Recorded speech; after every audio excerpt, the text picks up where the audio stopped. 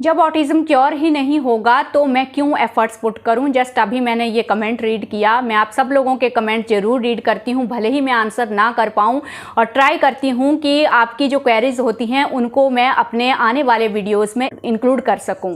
सो हर parent के मन में कभी ना कभी ये बात ज़रूर आती है कि अब जब मुझे पता चल गया है कि ऑटिज्म क्योर नहीं होगा, बिकॉज एक लेवल ऐसा आता है जब सबको पता चल जाता है, सब अपने ऑटिज्म जर्नी के एक्सपीरियंस से खुद ये चीज़ समझ जाते हैं, आपको किसी से पूछने की जरूरत नहीं पड़ती कि ऑटिज्म क्योर होता है या नहीं होता है। आप खुद समझ जाते हैं कि ऑटिज्म एक लाइफ लॉन्ग कंडीशन है, और उसी टाइम पे ये कंफ्यूजन होता है कि फिर हम क्यों एफर्ट्स पुट करें।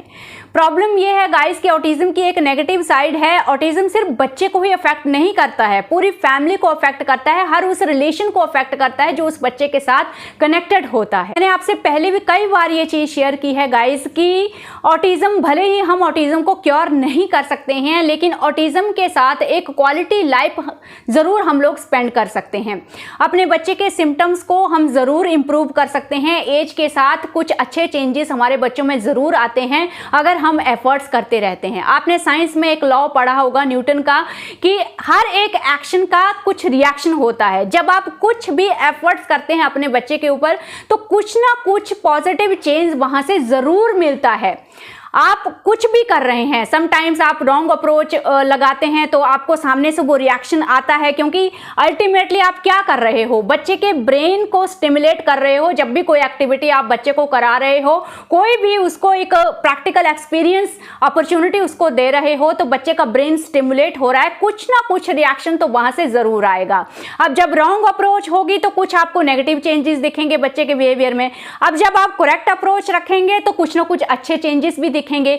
इसी को तो हम लोग बोलते हैं कि टाइम के साथ हमें एक्सपीरियंस होने लगता है कि क्या चीजें करने से हमारे बच्चे में पॉजिटिव चेंजेस आ रहे हैं और क्या चीजें करने से हमारे बच्चे में नेगेटिव चेंजेस आते हैं। तो धीरे धीरे हम ऑटिज्म के बोल सकते हैं कि एक तरह से एक्सपर्ट बनते जाते हैं। एटलीस्ट अपने बच्चे का बिहेवियर हम लोगों को बहुत अच्छे तरीके से समझ में आने लगता है।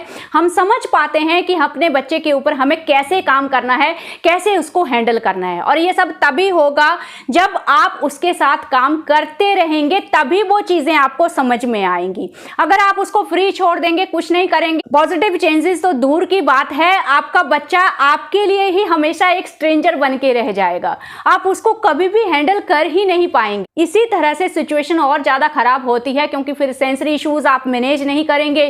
सेंसरी इश्यूज बच्चे के बहुत ज्यादा बढ़ जाएंगे। सेंसरी इश्यूज बच्चे को परेशान करेंगे। जितना लैंग्वेज बच्चा कम्युनिकेशन जितना डेवलप कर सकता था, जितना उसका पोटेंशियल था, वो एफर्ट्स आपने पुट ही नहीं किए।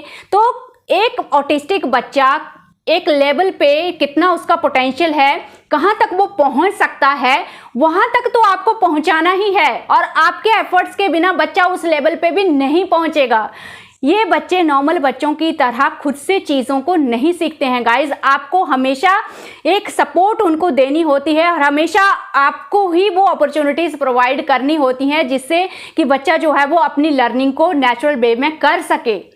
एंड डेफिनेटली अगर आप एफर्ट्स करते रहते हैं, आप रियलाइज करने की कोशिश कीजिए, कुछ ना कुछ चेंजेस तो जरूर आते हैं।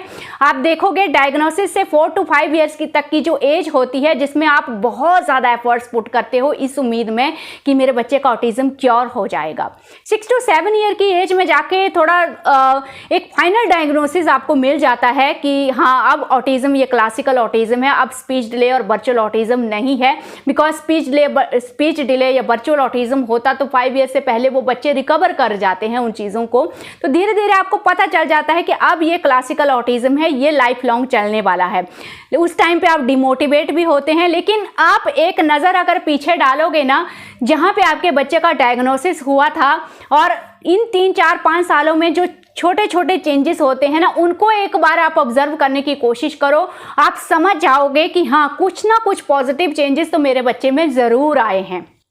तो किसी और की जर्नी को देखने के बजाय आप अपनी जर्नी को ऑब्जर्व कीजिए। अपनी जर्नी की जो छोटी छोटी अचीवमेंट्स हैं उनको आप रियलाइज करने की कोशिश कीजिए। तो कई बार एक पेरेंट का गोल ही यही होता है कि बच्चा, अगर मैं एफर्ट पुट करूं तो बच्चा नॉर्मल हो जाना चाहिए, ऑटिज्म क्योर हो जाना चाहिए, और अगर नहीं हो रहा है तो मैं एफर्ट्स नहीं करूंगा।